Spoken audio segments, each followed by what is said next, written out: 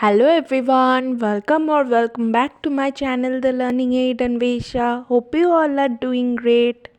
Today's video is on a paragraph topic, but before getting into it, have your subscription, press the bell icon to get notified about my channel activities.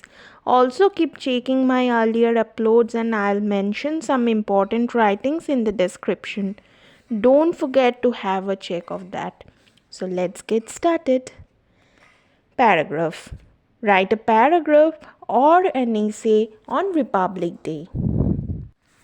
Republic Day. Every year, India celebrates the Republic Day with patriotic fervor and zeal.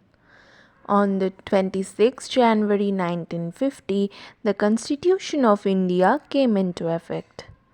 With this, India turned into a secular and democratic nation. The Indian Parliament announced that from that moment onwards, the nation would follow the rules for its citizens' welfare and growth. Thus, Republic Day is celebrated to honor the date when the Constitution came into effect.